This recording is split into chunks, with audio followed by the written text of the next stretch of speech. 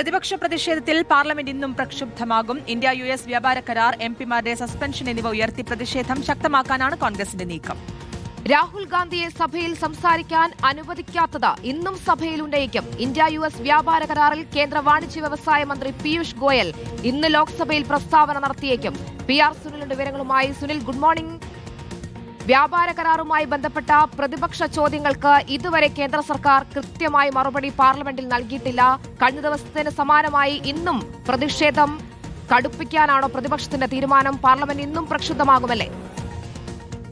ഇന്നും പാർലമെന്റിൽ വലിയ പ്രക്ഷുബ്ധ കാഴ്ചകൾ തന്നെയായിരിക്കും. രണ്ട് സഭകളിലും രാഷ്ട്രപതിയുടെ നയപ്രഖ്യാപനത്തിന് മേലുള്ള നന്ദി പ്രമേയ ചർച്ചയുടെ നടപടികൾ പൂർത്തിയായി. ഈ സാഹചര്യത്തിൽ ഇനി ബജറ്റ് ചർച്ചയാണ് ലോക്സഭയിലും രാജ്യസഭയിലും ആരംഭിക്കേണ്ടത്. കേന്ദ്ര വാണിജ്യമന്ത്രി പീയൂഷ് ഗോയൽ പാർലമെന്റിന്റെ ഇരു സഭകളിലും വാണിജ്യ കരാറുമായി ബന്ധപ്പെട്ട് പ്രസ്താവന നടത്തിയിട്ടുണ്ടെങ്കിലും ഇത് സംബന്ധിച്ച് കൂടുതൽ വിശദാംശങ്ങൾ പുറത്തുവിട്ടിട്ടില്ല. ഏതായാലും രാഹുൽ ഗാന്ധിയെ, പ്രതിപക്ഷ നേതാവ് രാഹുൽ ഗാന്ധിയെ സഭയിൽ സംസാരിക്കാൻ അനുവദിച്ചിട്ടില്ല എന്ന വിഷയമാണ് ഇപ്പോൾ ഏറ്റവും പ്രധാനമായി ഇരു സഭകളിലും പ്രതിപക്ഷം ശക്തമാക്കുന്നത്. ലോക്സഭയിലെ വിഷയം രാജ്യസഭയിൽ ഉന്നയിക്കാനാകില്ല എന്ന ചട്ടപ്രശ്നം ഉന്നയിച്ച് ഇന്നലെ മല്ലികാർജുൻ ഖാർഗെ ഭരണപക്ഷം രാജ്യസഭയിൽ നേരിട്ടിരുന്നു.